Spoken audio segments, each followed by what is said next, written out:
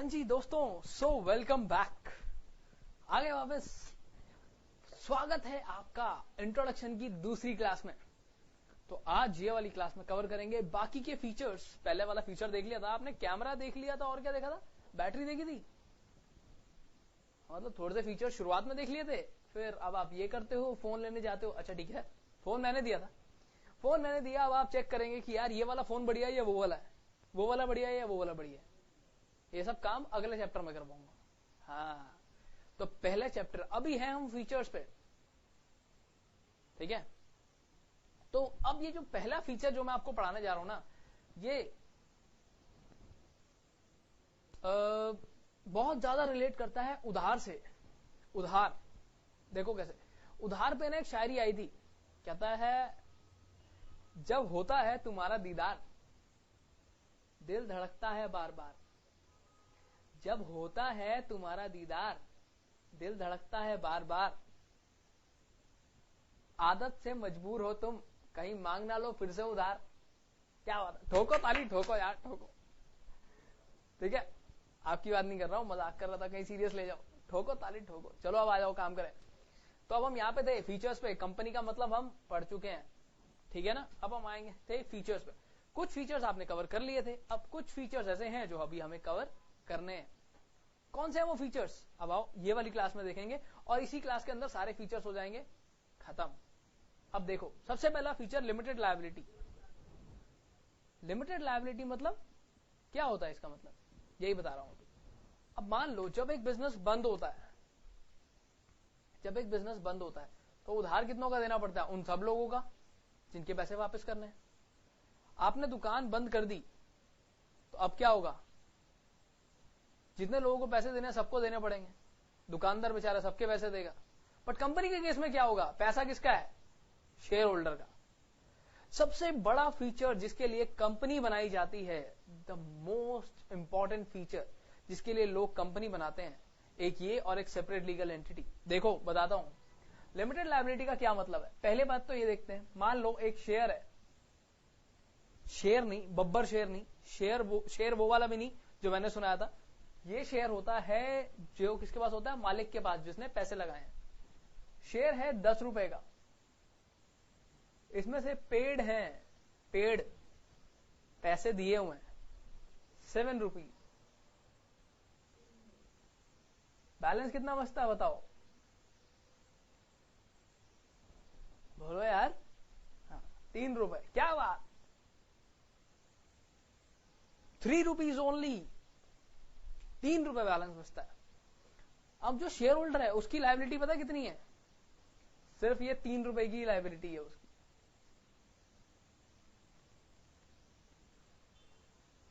That's it. वो 3 रुपए ही देगा, चाहे आप कंपनी को 1000 करोड़ रुपए का नुकसान हो, चाहे 1000 रुपए का हो, उसकी लायबिलिटी सिर्फ 3 रुपए की है। किसकी? शेयर होल्डर की।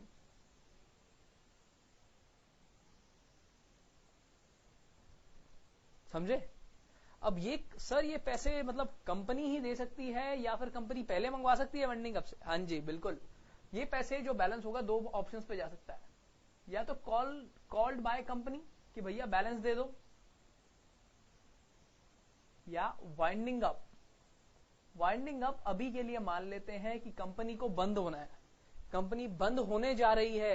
जब दुकान बंद करता है कोई इंसान, आपके आस पड़ोस में जो दुकानें हैं जब बंद होती हैं, एकदम से तो बंद नहीं हो जाती। पहले वो अपना सारा सामान वान बेचता है, अपनी जगह क्लियर करता है, उसके बाद जो सामान है वो क्या कहते हैं सस्ते दामों में बेच देता है ना।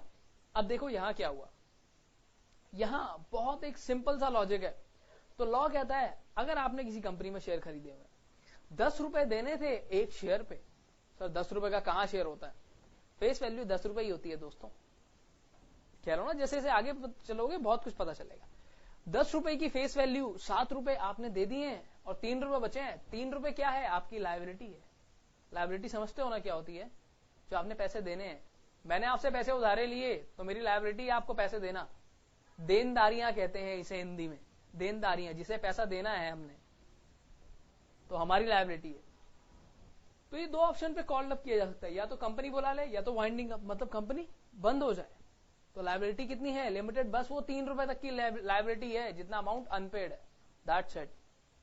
कंपनी को 1000 करोड़ का नुकसान हो रहा है तो भी आप लायबल नहीं है, मालिक लायबल नहीं है। जिसने पैसा लगाया वो सिर्फ 3 रुपए और देगा कि भैया मेरी यहां तक की बात हुई है, इससे आगे की बात नहीं हुई है।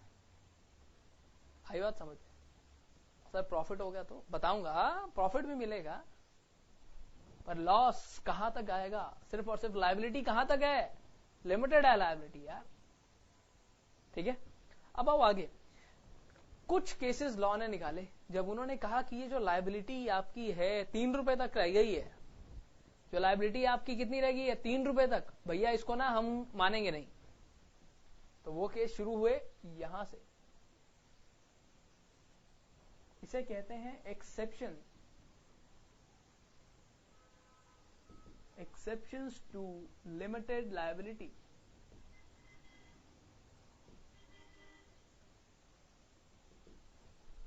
दोस्तों राइटिंग के लिए थोड़ी सी असुविधा है, इसका खेद एक्चुअली मुझे ही है, मुझे भी है, और बचपन से है, ये बचपन से खराब है यार।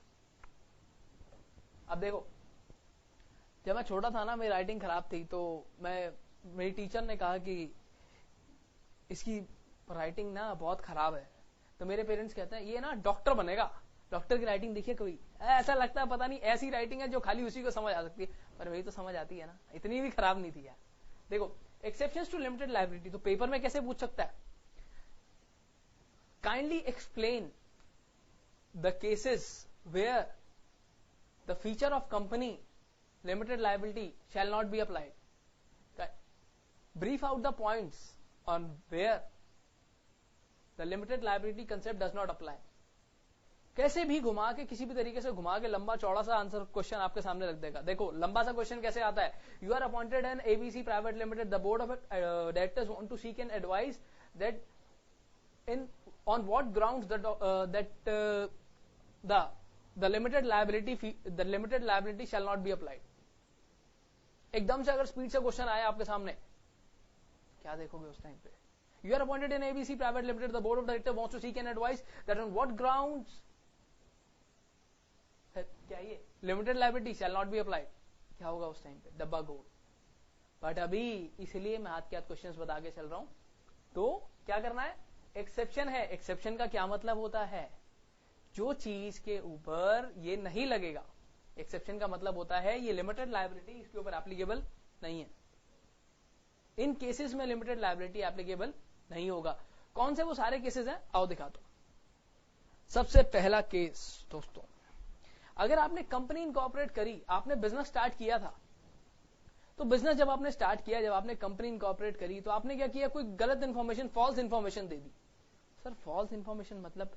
फॉल्स इंफॉर्मेशन का मतलब ऐसी इंफॉर्मेशन जो देने के लिए गलत है। उसने आपका नाम पूछा, आपका नाम है जुगनू और आपने बता दिया अपना नाम संतरा। आपका नाम है जुगनू और आपने बता दिया संतरा, और फर्जी डॉक्यूमेंट्स लगा दिए संतरे के नाम के, और आप जुगनू हो। एक बात बताओ, फेक आईडी पे नंबर लेते हो ना? अच्छा लड़कियां नहीं लेते, लड़के तो लेते। फेक आईडी पे नंबर है, वैसी बात कर रहा है। देखो क्या कहेगा, company incorporated by false information और suppressing any material fact. Sir false information तो समझ आ गया क्या होता है। सप्रेसिंग एनी मटेरियल फैक्ट मतलब, देखो आप एक नंबर लेने गए जो आपकी आईडी पे नहीं है, आपने दुकानदार से सेटिंग करी और वो नंबर दूसरे की आईडी पे आपने ले लिया, तो आपने क्या किया? मटेरियल फैक्ट क्या है कि वो नंबर कौन चला रहा है? चला कोई और रहा है, नाम पे किसके है? किसी और बंदे। तो मटेरियल फैक्ट क्या होना चाहिए था कि वो डॉक्यूमेंट सही होना चाहिए था, बट सही नहीं है। अगर आप ऐसे करते हुए पकड़े गए तो आपकी जो लायबिलिटी है ना, इसे अनलिमिटेड कर दिया जाएगा। सर अनलिमिटेड मतलब, देखो मैंने क्या कहा था, कंपनी बंद हो रही है, दुकान बंद करने वाले हो, दुकान बंद कर रहे हो और आपको घाटा हो चुका है 1000 करोड़ रुपए का, तो कितने देने के लिए लायबल हो आप? यहां 3 रुपए थे ना, यहां पे पूरे 1000 करोड़ रुपए देने के लिए आप लायबल हो। क्या आप बात कर रहे हो सर? तो फॉल्स इंफॉर्मेशन से कंपनी मत बनाना, ठीक है। हालांकि आगे जब हम चलेंगे तो ये सारी चीजें हम और भी कवर करेंगे। कंपनी का वाइंडिंग अप हो रहा था, मतलब दुकान बंद हो रही थी, वाइंडिंग अप बंद। दुकान बंद हो रही थी तो पता चला जो बिजनेस है ना वो फ्रॉड है। मतलब शुरुआत में नहीं पता चला, बट आखिरी में जाके पता चल गया कि भैया यहां तो लायबिलिटी अनलिमिटेड होगी, यहां तो पैसा देना पड़ेगा, बट यहां पे जो मेंबर्स हैं या जो शेयर होल्डर्स हैं, मेंबर्स हैं, शेयर होल्डर्स हैं, चलो मैं शेयर होल्डर्स भी साथ में लिख देता हूं, इनको पर्सनली लायबल कर दिया जाएगा। मतलब वहां तो खाली पैसे देने हैं, या लॉ कहेगा भैया गलती आपकी है, आपने कंपनी बनाई है, आप शेयर होल्डर हो, मेंबर हो, आपने कंपनी बनाई है, आपने बनाई है, वाइंडिंग अप में पता चल गया कि आपने गड़बड़ करी है, अब क्या होगा पता है, आपके घर से ले जाएगा आपको। पर्सनली लायबल मतलब आप खुद लायबल हो, सेपरेट लीगल एंटिटी हट जाएगा, लिमिटेड लायबिलिटी हट जाएगा, आपको खुद आके आपको एक बढ़िया सी गाड़ी में बिठा के, जिसमें आपके आसपास हर जगह पुलिस वाले ही पुलिस वाले होंगे, आपको थाने ले जाया जाएगा और आपकी अच्छे से मरम्मत की जाएगी। पर्सनली लायबल का ये मतलब होता है। सुब्रतो रॉय सहारा, जिस तरीके से अभी उसके पास जो सिचुएशंस है, पैसे वैसे नहीं दे, केस बहुत अलग है, बट जैसे उसके साथ अभी काम हो रहा है ना, ऐसे हो जाता है। तो पढ़े लिखे वाले गुनाह ना करें आप, पढ़े लिखे वाले गुनाह। अनलिमिटेड कंपनी देखो वो क्या थी, लिमिटेड लायबिलिटी, एक ऐसी कंपनी जो आपने बनाई ही किस लिए है, अनलिमिटेड लायबिलिटी के लिए। मतलब इसके अंदर तो ऑलरेडी जो लायबिलिटी है ना वो अनलिमिटेड है।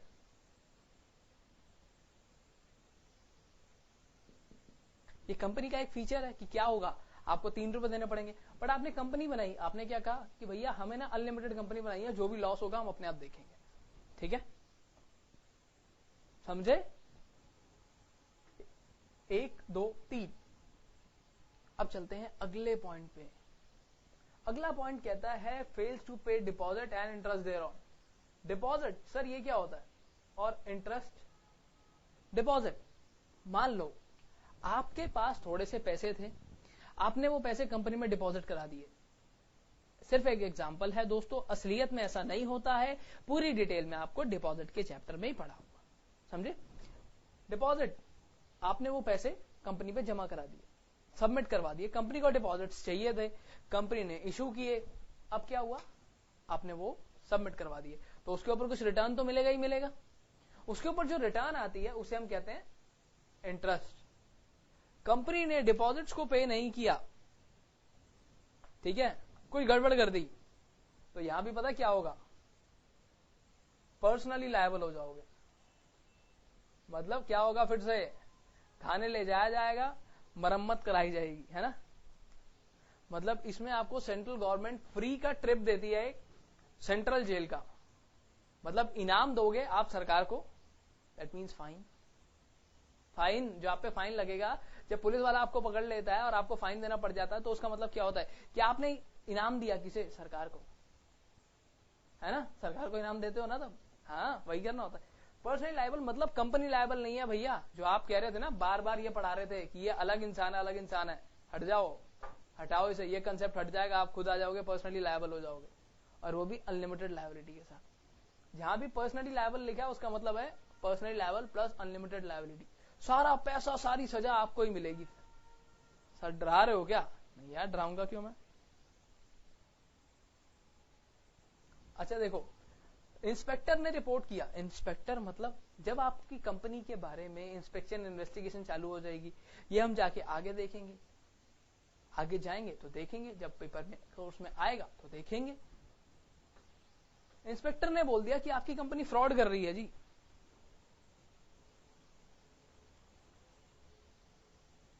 इंस्पेक्टर ने कहा आपकी कंपनी क्या कर रही है, फ्रॉड कर रही है, तो अभी फिर से क्या होगा बताओ, क्या हो रहा है अभी तक ऊपर, पर्सनली लायबल, फिर से ये पर्सनली लायबल होता है।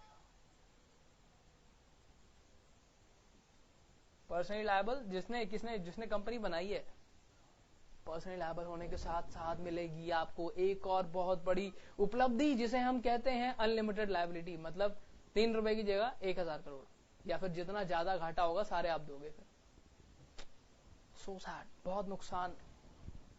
अब देखते हैं प्रोस्पेक्टस। सर ये प्रोस्पेक्टस क्या होता है? सो मेरे दोस्तों, जैसे शादी पे जाने के लिए एक कार्ड आता है ना, आपको जैसे किसी शादी पे जाना है तो वहां पे जाने के लिए एक कार्ड आता है, इनविटेशन आता है, प्रोस्पेक्टस एक इन्विटेशन होता है जब कंपनी शेयर्स इशू करती है। हमने बहुत बार देखा है मार्केट में कि ये कंपनी पब्लिक इशू लेके आ रही है, शेयर्स आ रहे हैं, लोग शेयर्स खरीदते हैं, बेचते हैं, ये सब होता है। बट जब कंपनी शेयर्स इशू करती है मार्केट में, जब कंपनी शेयर्स पूरी मार्केट में शेयर्स इशू करती है, तो क्या होता है? ये काम होता है। देखो, प्रोस्पेक्टस होता है वो इंस्ट्रूमेंट जो आपने शेयर्स इशू करने के लिए निकाला। जैसे शादी पे बुलाने के लिए कार्ड दिया जाता है, प्रोस्पेक्टस होता है शेयर्स को इनवाइट करने के लिए। अब वो क्या कह रहा है, भैया अगर आपने ऐसा कर दिया और डिफ्रॉड एप्लीकेंट्स यानी कि फ्रॉडुलेंट पर्पस के लिए किया है, तो फिर से क्या होगा बताओ? ऊपर से नीचे तक क्या लिखते आ रहे हैं अभी तक? Personally liable.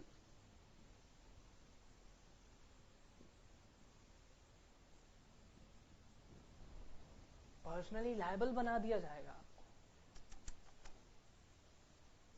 पर्सनली लायबल हो जाओगे आप। यहाँ पे, यहाँ पे, यहाँ पे, यहाँ तो खैर नहीं होगे, ये तो कंपनी ऐसी है। यहाँ पे हो जाओगे, यहाँ पे नहीं होगे, दो जगह छोड़ के हर जगह पर्सनली लायबल हो आप। बुरा काम हो गया यार, तो बहुत सोच के ही दुख हो रहा है मेरे को तो। पर हम ऐसा काम नहीं करेंगे, हमने पहले ही पढ़ लिया यहाँ पे।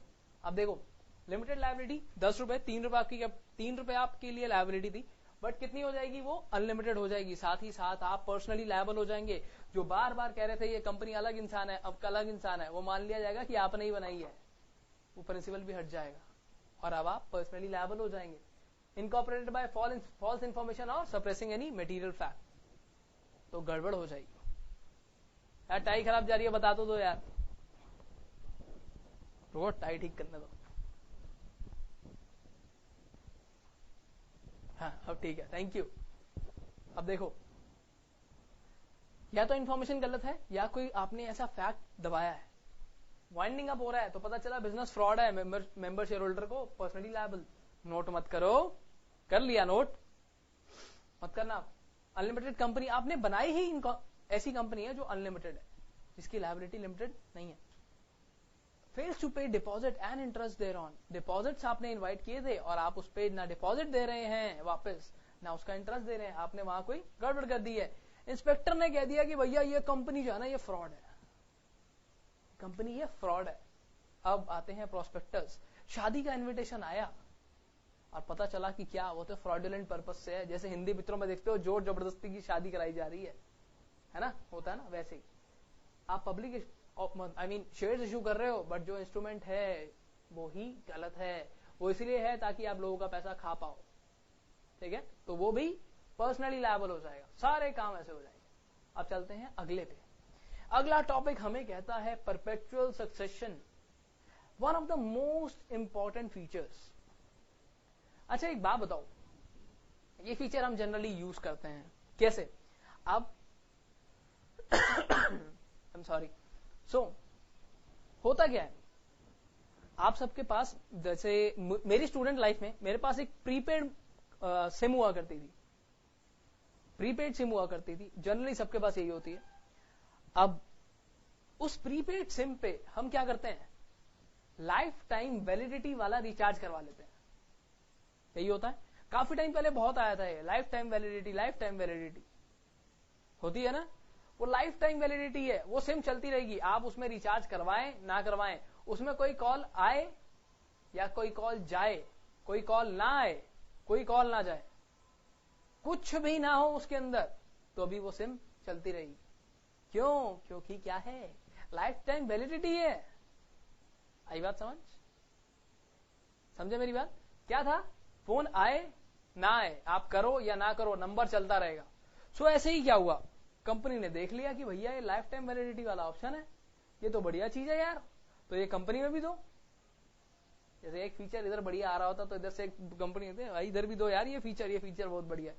अब देखो क्या हुआ, इसका मतलब है कंपनी नेवर डाइज, कंपनी कभी मरती नहीं है।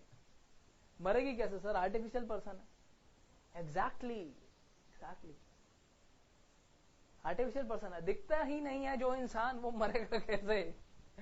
अब देखो, इसके बाद इसने ना एक लाइन लिखी,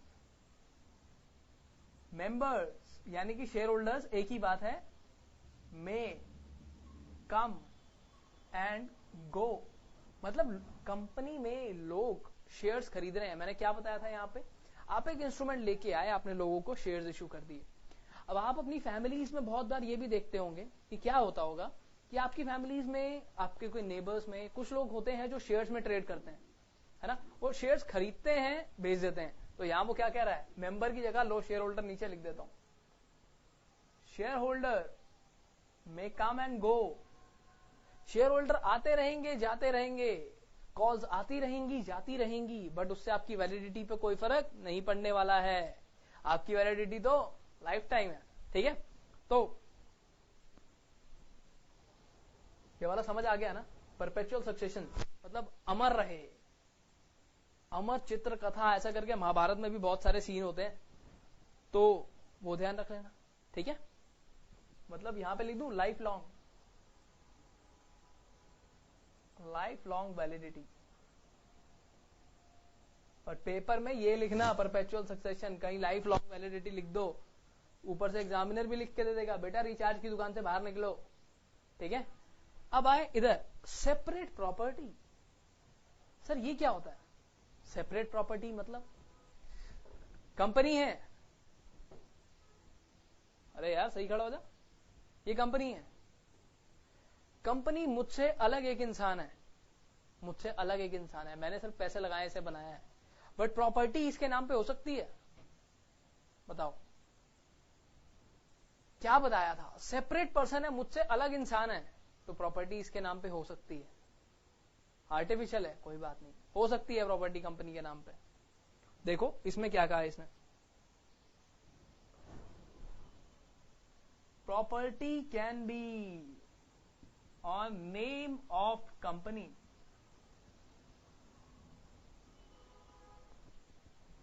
अब सर एक बात बताओ, क्या आप इस प्रॉपर्टी को इन्फोर्स कर सकते हो कि ये प्रॉपर्टी कंपनी को ना दी जाए, मुझे दी जाए? तो सेपरेट लीगल एंटिटी का मतलब क्या हुआ, तो मैं इसे इन्फोर्स नहीं कर सकता जी। जब ये मुझसे एक अलग इंसान है, जब प्रॉपर्टी खरीदी इसने इसके नाम पे, तो मैं कैसे इन्फोर्स कर सकता हूं? बताओ, कंपनी खरीदी किसने, सॉरी प्रॉपर्टी खरीदी किसने, कंपनी ने, चाहे पैसा मेरा था बट ये अलग इंसान है मुझसे, क्या मैं इन्फोर्स कर सकता हूं? पैसा तो आपका है, बट याद करो सेपरेट लीगल एंटिटी नाम की एक चीज पढ़ाई गई है आपको, कॉर्पोरेट पर्सनैलिटी बताया गया है, जिसमें कहा है डिस्टिंक्ट फ्रॉम इट्स मेंबर्स। उसके बाद इसने एक और चीज लिख दिया, no member can claim to be owner. चाहे वो प्रॉपर्टी 10,000 रुपए की हो और उस मेंबर ने 10 करोड़ रुपए के शेयर्स लगाए हो ना, तो भी वो क्लेम नहीं कर सकता। ये लाइन को अच्छे से याद कर लेना। आपने एक कंपनी में मान लो 1,000 रुपए के शेयर्स लिए, तो आप उस कंपनी में जाके ये नहीं कह सकते कि भैया 1,000 रुपए के शेयर्स हैं, ये 20 रुपए का मार्कर आपकी कंपनी में है, ये मुझे दे दो। नहीं, it's a separate legal entity, वो एक अलग इंसान है, ठीक है। अब आते हैं अगले पे, ट्रांसफरेबिलिटी ऑफ शेयर्स। अच्छा, हमने अभी ये बात की थी कि हमारे नेबर्स में या फिर कभी फैमिलीज में कुछ लोग होते हैं जो शेयर्स खरीदते हैं बेचते हैं, खरीदते हैं बेचते हैं, यही काम करते हैं। तो मतलब इससे ये चीज पता चलती है कि वो शेयर्स खरीद रहे हैं और बेच रहे हैं, मतलब शेयर्स ट्रांसफर हो सकते हैं। यही मतलब हुआ, आपने एक चीज खरीदी, मतलब वो चीज आपको ट्रांसफर हो गई। नहीं समझे? अरे यार सिंपल है दैट, मोबाइल फोन होता है, मोबाइल फोन आपने खरीदा, ठीक है, तो आपके पास आ गया, आप उसे यूज करोगे, कल को आप उसे बेच दोगे, तो ट्रांसफर ही तो हुआ, आपके पास ट्रांसफर हो गया, आपने पैसे दे दिए, फिर आपने उधर ट्रांसफर कर दिया, उधर से पैसे ले लिए। आई बात समझ? हाँ, तो ट्रांसफरेबिलिटी। अच्छा एक और चीज, ट्रांसफरेबिलिटी होती है हमारी जनरल लाइफ में भी। कैसे यार, गर्लफ्रेंड बॉयफ्रेंड आपस में गिफ्ट नहीं देते क्या? हाँ, आजकल तो वो भी आया हुआ, OLX पे बेच दे, OLX पे बेच दे, हैं जो भी है बेच दे, OLX पे बेच दे। नियर बाय का ऑप्शन आता है, उसमें पता नहीं क्या क्या आता है। Transferability of shares. तो पहली बात यहां पे देखते हैं, जो कंपनी की कैपिटल होती है,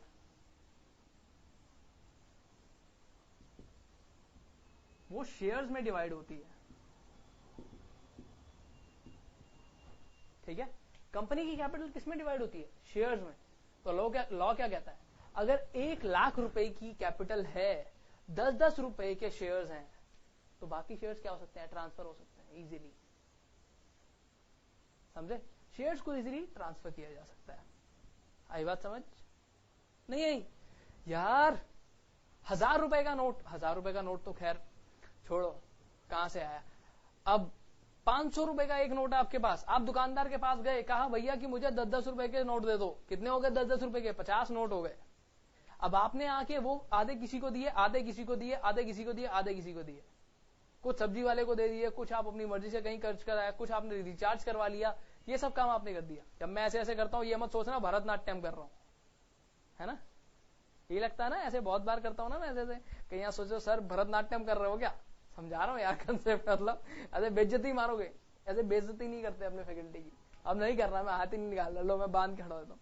अच्छा देखो, सो क्या बात हुई कि आप एक दुकानदार के पास गए, आपके पास 500 रुपए का एक नोट था, आपने 10-10 रुपए के 50 नोट ले लिए, 10-10 रुपए के 50 नोट ले लिए। अब क्या हुआ, आपने वो जो आपके पास नोट थे, आपने थोड़े से का रिचार्ज करवा लिया, कुछ का सामान ले लिया, ठीक है, कुछ अपने पास रख लिए। अब आपने वो जो 10-10 के नोट थे, लेट अस सपोज आपने 100 रुपीज का रिचार्ज करवाया, 10 नोट आपने उसको दिए, आपके से वहां ट्रांसफर हो गए, आपकी कैपिटल छोटे छोटे नोटों में डिवाइड होगी, आपके से वो 10 के नोट कहां चले गए, उस दुकानदार को। उस दुकानदार के पास दूसरा कस्टमर आया, उसने उसको दूसरे कस्टमर को दे दिया वो 10-10 के नोट। अब उसके बाद उस दुकानदार से उस बंदे पे, उस बंदे ने सब्जी खरीद ली उस इंसान की, उस नोट से, मतलब तो वो क्या हुआ, वो नोट, वो छोटी छोटी डिनोमिनेशंस जो है वो ट्रांसफर हो रही हैं। ऐसे ही कंपनी की कैपिटल, 1,000 रुपए का नोट किस में डिवाइडेड है, शेयर्स में, जो कि क्या हो सकते हैं, ट्रांसफर। जैसे आप ट्रांसफर कर रहे हो अपने नोट, चीजें खरीद रहे हो, ऐसे ही शेयर्स भी बेचे जा सकते हैं और खरीदे जा सकते हैं। देखो क्या होता है, शेयर्स आपने क्या किए, सेल किए। और एक और चीज दोस्तों, शेयर्स ना OLX पे नहीं बिकते हैं, प्लीज। कोई आपको कहे, कहीं परेशान करे तो प्लीज, शेयर्स को OLX पे नहीं बेचा जाता, शेयर्स को बेचने का अलग तरीका होता है, ठीक है, समझे? अच्छा ठीक है, एक काम करना, ठीक है, ये मजे की बात है, आप ना पूछ लेना किसी से कि यार वो शेयर्स हैं कुछ मेरे पास, कोई आपका दोस्त हो, यार वो OLX पे बिक जाते हैं क्या? वो कहेगा नहीं। क्यों नहीं बिकते हैं? ट्रांसफर तो हो सकते हैं, क्यों नहीं बिकते OLX पे? ठीक है, पूछना एक बारी क्या है क्या नहीं है। जब हम डिपॉजिटरी वगैरह पढ़ेंगे तो बाकी आगे की बातें करेंगे कि क्या है बेचने का तरीका, ठीक है। तो शेयर्स को सेल करते हैं, सेल करने के बाद वो दूसरा इंसान खरीद लेता है और क्या कर देता है, पेमेंट कर देता है। सामान बेचोगे तो उसके बदले पैसे मिलेंगे ना। तो अब क्या होगा, जिस इंसान के पास पहले शेयर्स थे, या मान लो ये मिस्टर ए था, मिस्टर ए, अब ये शेयर्स किसके पास आ जाएंगे, मिस्टर बी के पास, मिस्टर ए, मिस्टर बी, ठीक है। तो मेंबर चेंज हो गया, समझे? चले आगे। अब चलते हैं contractual rights. Contractual rights, sir इसका क्या मतलब है? देखो कई बारी क्या होता है, जब हम बात कर रहे होते हैं तो हम उस वर्ड का उल्टा, मतलब पीछे वाले वर्ड को उठा के आगे ले आते हैं और मतलब निकल जाता है। ये ऐसे यार, ऑटोमेटिकली का मतलब आपने खिचड़ी नहीं देखी थी, वो कैसे बताता था ऑटोमेटिकली का मतलब? ऑटो में बैठ के कौन जा रही है, एक लेडीज जा रही है जिसके सिर पे बाल नहीं है, मतलब ऑटो में टकली। ऐसे वाले जोक्स नहीं सुने जो बहुत घटिया वाले टाइप्स होते थे। कॉन्ट्रैक्चुअल राइट्स, सर ये क्या होता है? मतलब कॉन्ट्रैक्चुअल राइट्स का मतलब कि राइट्स हैं किसके पास, कंपनी के पास। कॉन्ट्रैक्चुअल मतलब to enter into contract. Contract, sir contract क्या होता है? कॉन्ट्रैक्ट एक तरीके से एग्रीमेंट होता है, जो हमारे घनिष्ठ मित्रों ने इंडियन कॉन्ट्रैक्ट एक्ट 1872 पढ़ लिया है। अगर वो ऐसा सवाल पूछ रहे हैं तो सीरियसली बहुत गलत बात है। कॉन्ट्रैक्ट मान सकते हो एक ये लीगली एनफोर्सेबल एक डॉक्यूमेंट होता है। जैसे मान लो कि आपने कोई सामान, हाँ देखो यार बहुत इजी एग्जांपल है, वो एक एग्रीमेंट का एग्जांपल है, उसी से समझ लेते हैं। हम में से बहुत सारे हमारे दोस्त ऐसे रेंट पे रहते हैं, सबके पास अपना घर नहीं होता जैसे, तो जो लोग रेंट पे रहते हैं उनका एक रेंट एग्रीमेंट होता है ना, कि आप वहां पे रहेंगे, आप इतना टाइम के लिए रहेंगे, आप इतने टाइम का नोटिस पीरियड सर्व करेंगे, और उसके बाद आपको हर महीने इतना किराया देना है, बिजली पानी का बिल आप खुद भरेंगे, ये सब बातें होती हैं। एक्चुअली एग्जैक्टली इसी तरीके से एक कॉन्ट्रैक्ट जो कंपनीज एंटर करती हैं सर, वो कॉन्ट्रैक्ट होता है। हाँ जी, वो एग्रीमेंट होता है। कॉन्ट्रैक्ट और एग्रीमेंट में बहुत माइनर सा डिफरेंस है लीगली एनफोर्सेबिलिटी का। अब बस जीसीएल भी पढ़ोगे यहीं, जनरल लॉज भी यहीं पढ़ा दूं, कमर्शियल लॉज भी है ना, बस करो यार, आ जाओ इधर। लिमिटेशन ऑफ एक्शन, सर ये क्या होता है लिमिटेशन ऑफ एक्शन? अच्छा एक बात बताओ, हम फोन की बात कर रहे थे, फोन के फीचर्स हम चेक कर रहे थे बार बार, फोन के फीचर्स में अब क्या हुआ? हाँ, ऐसे मत सोचना कि मुझे नींद आ रही है। हाँ यार, अभी तो यहां तो भी बहुत दिन है, आपके वहां क्या चल रहा है? अच्छा, अब देखो क्या होता है कि हम फोन के फीचर्स चेक कर रहे हैं। मान लो कि फोन का कैमरा, आपके फोन का बैक कैमरा है लगभग, लेट अस अज्यूम 12 मेगापिक्सल है, 12 मेगापिक्सल है, तो उसकी लिमिट कहां तक है? उस 12 मेगापिक्सल के आप चाहो कि आप 15 मेगापिक्सल से या 20 से या 25 से फोटो क्लिक कर लो, तो क्या आप कर सकते हो? नहीं कर पाओगे, क्योंकि उसकी एक लिमिट है। उसकी एक लिमिट है कि वो 12 मेगापिक्सल तक ही पिक्चर क्लिक कर सकता है, उसके ऊपर नहीं कर सकता। तो ऐसे ही कंपनी की भी कुछ लिमिटेशंस है। आई बात समझ? हाँ, अब चलो आगे आओ। देखो, जैसे फीचर्स के ऊपर लिमिट है, कंपनी का क्या होता है? एक मेमोरेंडम ऑफ एसोसिएशन होता है।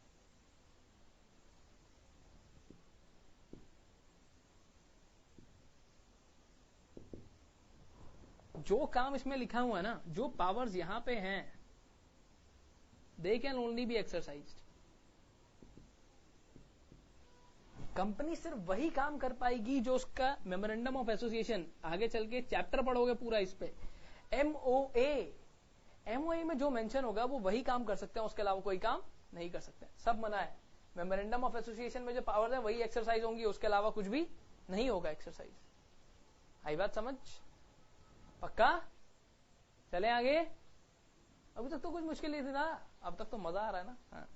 अब देखो आगे चलते हैं। अब आता है सेपरेट मैनेजमेंट।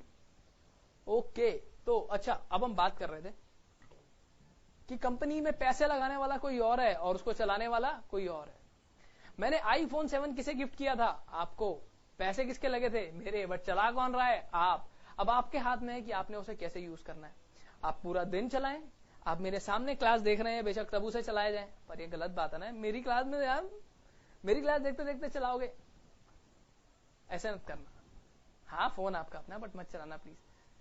अब देखो क्या होता है, ऐसे ही कंपनी में पैसा किसने लगाया? शेयर होल्डर्स ने।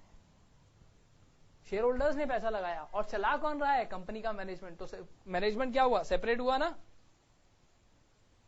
हुआ ना? हाँ। देखो, और यहां पे ना एक बहुत छोटी सी चीज और बता दूं। हाँ, बता देता हूं, फिर कल को काम आएगा। देखो, ये होते हैं मेंबर्स, जिसे हम कहते हैं शेयर होल्डर्स भी, और ये होती है कंपनी। इन्होंने क्या किया है? इन्वेस्ट किया है, और ये क्या चल रहे हैं? कंपनी चला रहे हैं। This is management.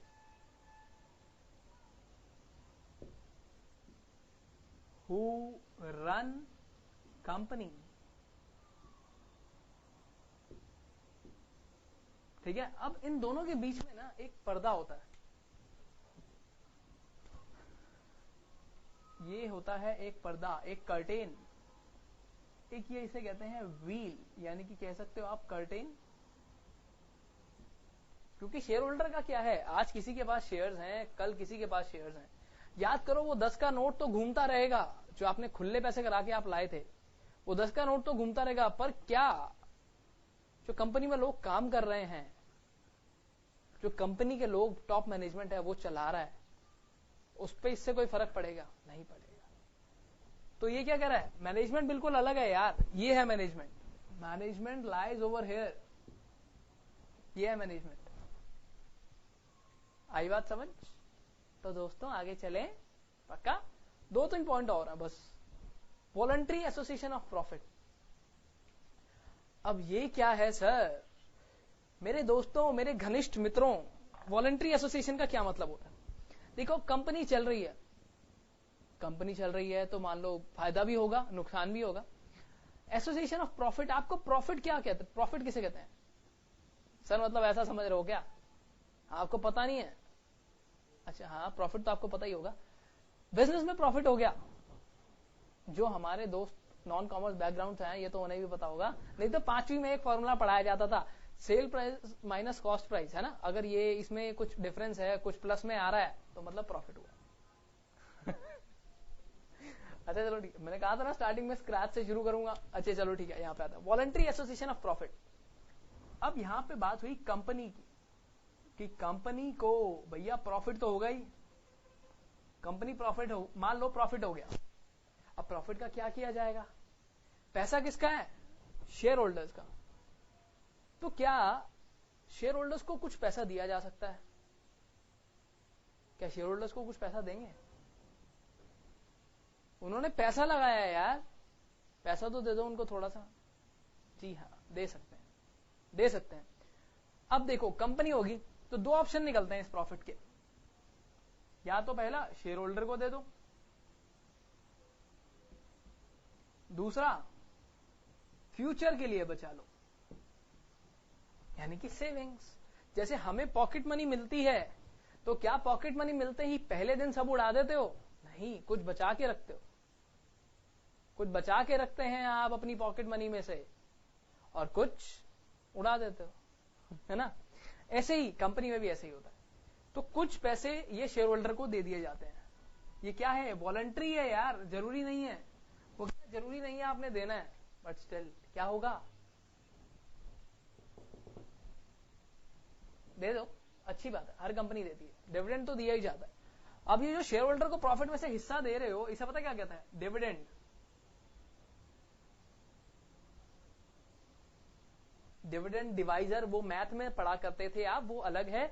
Dividend is basically return on shares, ठीक है। तो ये वॉलंटरी एसोसिएशन ऑफ प्रॉफिट जो है, कंपनी का प्रॉफिट हुआ दो तरीके से हो सकता है, तो फ्यूचर में दे या शेयर होल्डर को दे दो, ठीक है। अब आई बात समझ। अब चलें अगले पॉइंट पे, अगले पॉइंट पे चलते हैं। अगला और आखिरी पॉइंट दोस्तों, सर आपने कहा था कि कंपनी जो है परपेचुअल सक्सेशन है, चलती जाएगी चलती जाएगी चलती जाएगी, लाइफ टाइम वैलिडिटी है। पर एक बात तो बताओ, कभी खत्म होगी या नहीं होगी? पता चले 1900 नहीं और पीछे चलते हैं, BC AD ये वाला जमाना सुना था। अच्छा ठीक है, कुछ के पास हिस्ट्री नहीं होगी, तो आप लोगों ने मान लो, चलो कंपनी बनी थी इन द ईयर 1862 में, कंपनी बनी 1862 में, 1862 में एक कंपनी बनी। उस टाइम के हिसाब से तब कंपनीज एक्ट कुछ जो एप्लीकेबल लॉस थे वो चलते थे ना, इस टाइम पे एक कंपनी बनी, चले ही जा रही है चले ही जा रही है चले ही जा रही है, करते करते करते करते यहां तक आ गए हम 2017 पे आ गए, 2017 पे आ गए। वो आपने टीवी में बहुत बार सुना होगा कि वो कहता है 50 साल पुराना ब्रांड है, ये 100 साल पुराना ब्रांड है। वो कैसे होता है? इसीलिए होता है। अब उसने कहा सर कभी तो अगर कंपनी को बंद करने की जरूरत आ गई तो क्या करेंगे? कंपनी बंद होगी भी या नहीं? क्या कंपनी को कभी बंद किया जाएगा या नहीं? ये तो बताओ। कंपनी को बंद करने का क्या कोई तरीका है भी, या पता चले एक बार चालू कर दी तो फिर चालू ही है, उसके बाद बंद ही नहीं होगी कभी? बिल्कुल है। देखो, एक तो मैंने आपको बताया था जैसे दुकान बंद होती है, वाइंडिंग अप क्या था? तरीका कंपनी को बंद करने का। और वाइंडिंग अप जब आपके पास चल के आएगा तब आप उसे पढ़ेंगे, है ना। वाइंडिंग अप, और उसके बाद अमालगमेशन, अमालगमेशन और रिकंस्ट्रक्शन।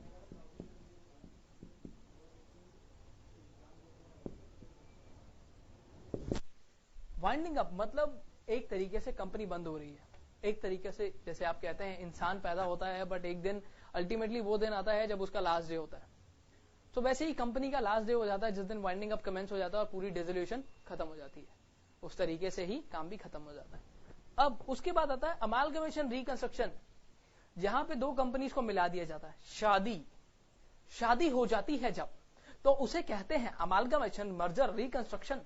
जब दो कंपनीज को मिला दिया जाता है, सर ऐसे खुंदक में क्यों बता रहे यार, कंसेप्ट ही ऐसा है यार, दमदार जोश आ जाता है इंसान को।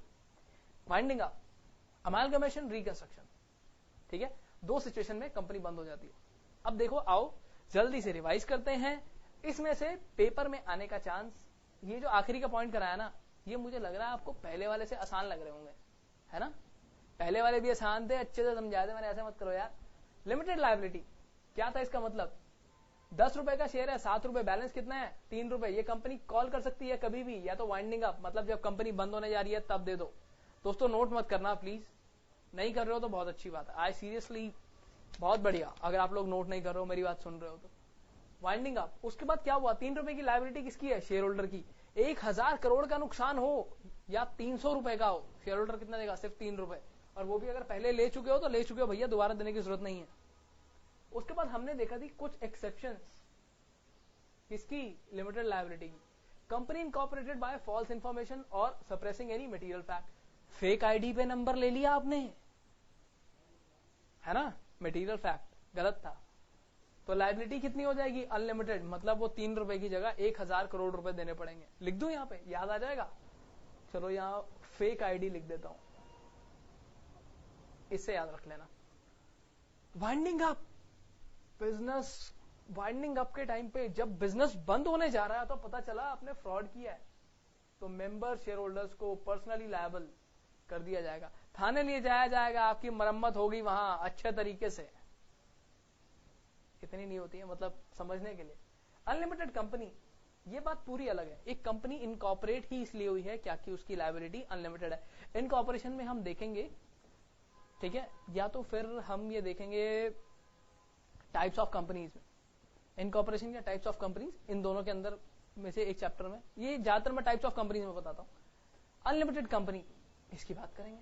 Fail to repay deposit and interest thereon, तो मैं पर्सनली लायबल।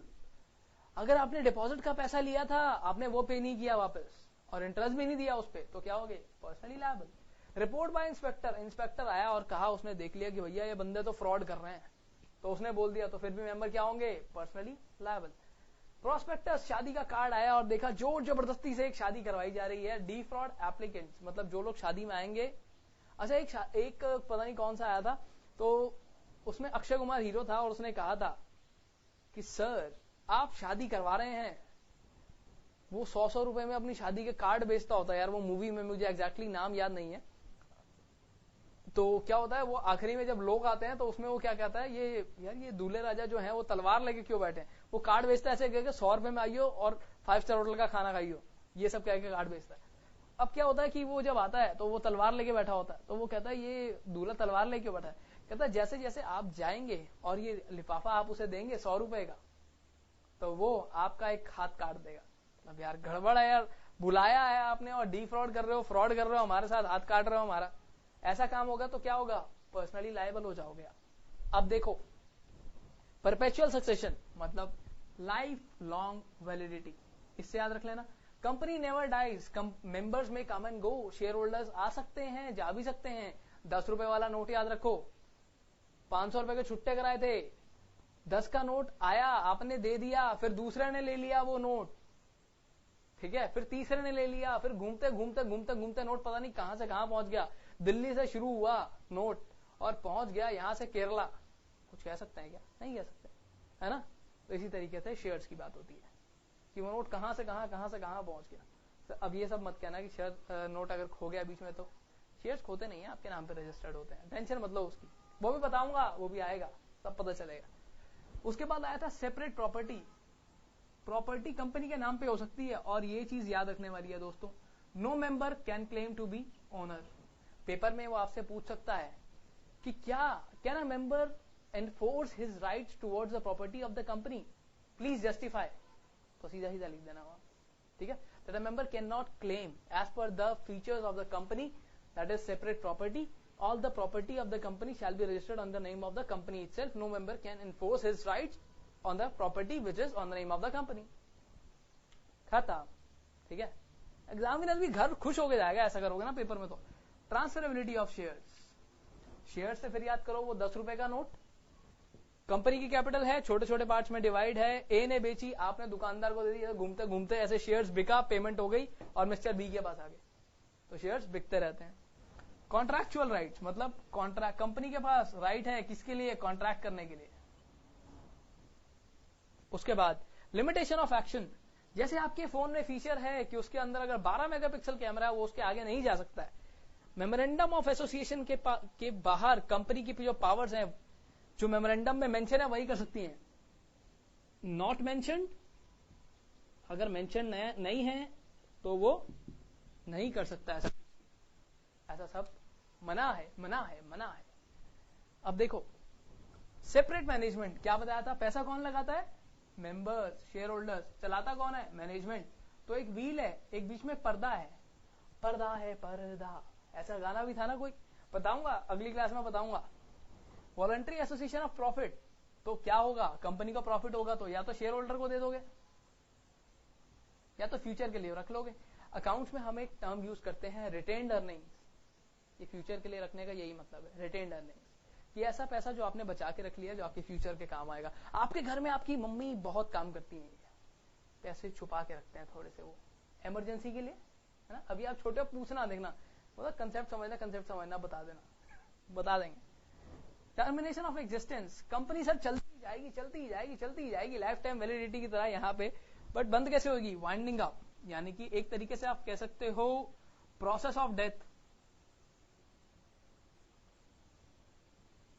एक्चुअल डेथ को कहते हैं डिसोल्यूशन। अमालगमेशन, रिकंस्ट्रक्शन, शादी, जब आपकी शादी हो जाएगी, कंपनी की भी शादी आ जाएगी। हाँ तो दोस्तों, अच्छा बता तो दूं, ये खत्म हो गया था, अब ये खत्म हो गया, ठीक है। अब मिलूंगा, कंपनी लॉ के बारे में बात करेंगे, लिफ्टिंग कॉर्पोरेट व्हील, और इनलीगल एसोसिएशन तो बहुत छोटा सा है। अब मिलेंगे अगली क्लास में, और जल्दी से जाओ और जल्दी से वापस आओ, ऐसे ही इंटरेस्टिंग क्लास चलाएंगे अगली वाली भी, और फिर चलेंगे आगे। अच्छे से नोट करना।